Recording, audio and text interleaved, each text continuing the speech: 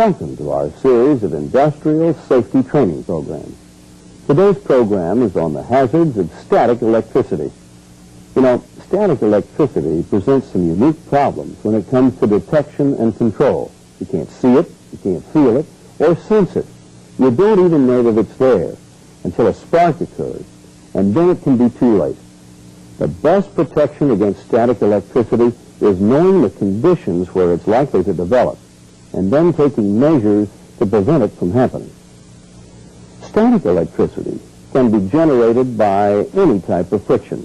Walking across a rug, for example, can build a static charge on a person. In a plant setting, there is friction due to the movement of fluids through pipes, valves, and fittings. This friction can build a static charge on equipment or a fluid. And if the charge is conducted or jumps to another object with an opposite charge, a spark is discharged.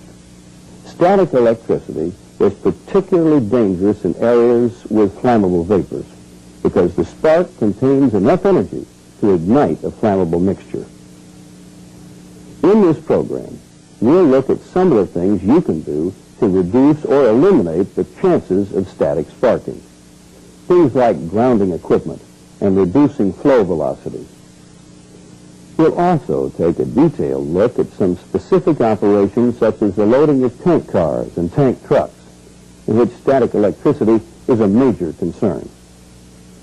Let's watch the video now, and I'll be back at the end of the program to recap the main points. Static electricity is called that because it is not formed by a moving electrical field. During refining, flammable liquid becomes charged with static electricity, generated through the friction of the liquid on itself, on the piping, and on filters, valves, and fittings. The settling of water through flammable liquids also causes potentially dangerous charges to build up. When light liquids are pumped into a tank, two dangerous static charges can result. The first is the sparking from the surface charge of the liquid. The second is the charge that may accumulate on the tank if the tank is insulated from the ground. The charge on the tank can be prevented by grounding the tank. This will not reduce the charge on the surface of the liquid because the liquid itself is an insulator. Reducing the flow velocities, the numbers of fittings, filters, and valves, and increasing the pipe diameter will minimize static surface charge generation. A floating roof tank will also diminish the surface charge by eliminating the free surface of the liquid. In an ordinary tank, a surface charge can take up to 2 hours to relax and diminish. Vapor spaces can be made non-hazardous by the introduction of inert gas. In effect, you are reducing the amount of air vapor mixture that would be present for a spark to ignite. Heavier crude oils and resids do not become charged because the charge dissipates as fast as it is generated. You must be aware of the electrical hazards present when loading tank cars, trucks, ships, barges, and tanks. Remember that the previous product in the vessel can produce flammable mixtures of vapors, even though the product currently being loaded is one that usually does not produce enough vapor to be hazardous. The loading of a product having a high flash point after a load of product having a low flash point is the principal factor in 90% of the loading rack truck fires. Don't load until you know what was in the last load, and do whatever is required, washing, ventilating, purging, or inerting, to make the tank safe for the product you wish to load. When loading, there are certain do's and don'ts to keep in mind. Be sure loading rack ground connections are in good condition. Ground tank trucks immediately after the truck is spotted for loading, before the spout is inserted. Inspect the tank for cleanliness and the absence of water. Stirring up water can generate large static charges. Remove any foreign objects from the tank. Inert or purge compartments for protection against switch loading accidents. Extend top entering loading spout to the bottom of the tank being loaded. Use a deflector on the loading spout to minimize splashing, misting, and to keep the loading spout from being thrown out of the tank. Limit loading velocities until the loading spout is submerged. Don't withdraw a loading spout from the tank or sample by dipping through the top immediately after loading. Wait at least 1 minute to let the static surface charge relax. Since railroad cars are grounded through the wheels and the tracks, no special grounding is necessary. When loading ships and barges, be sure that the compartments are free of flammable gases by gas freeing or purging. For positive protection before cleaning, always blanket the vapor space with an inert gas.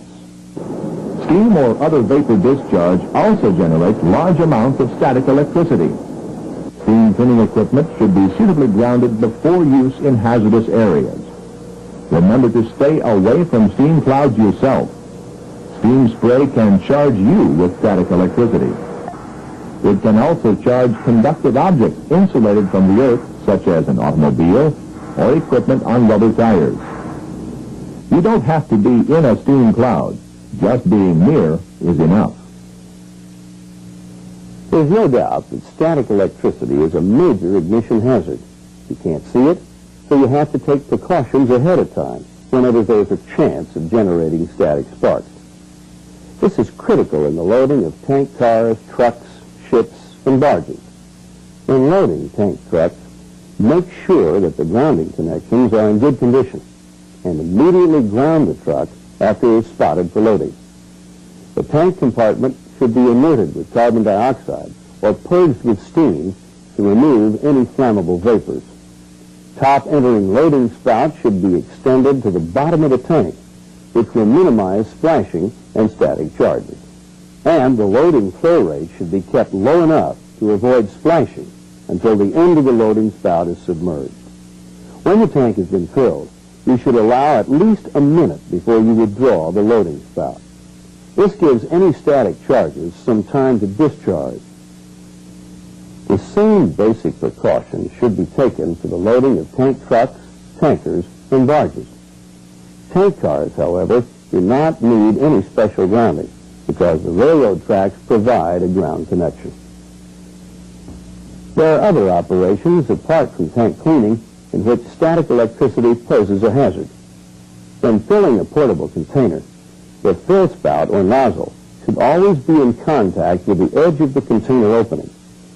This provides a ground through the metal container and prevents any static sparking. Belt-driven equipment generates static electricity, so it shouldn't be used in areas with flammable vapors. Heavy static charges also build up on sandblasting hoses and fittings, unless they are properly connected to a ground. The movement of steam can also generate static electricity. For this reason, you should stay clear of steam clouds and always use the proper ground when using steam cleaning equipment. Static electricity is a fact of life in any industrial setting. Although it is dangerous, the hazards can be controlled by following the proper work procedures and work practices. We hope this tape provides you with a good start. Thank you for watching. إذا كنت من المتابعين الجدد اشترك الآن في القناة ليصلك الجديد بالضغط على الزر الأحمر أسفل القناة مع تفعيل الجرس، ولا تنسوا دعم المقطع بلايك. شكرا لكم جزيل الشكر.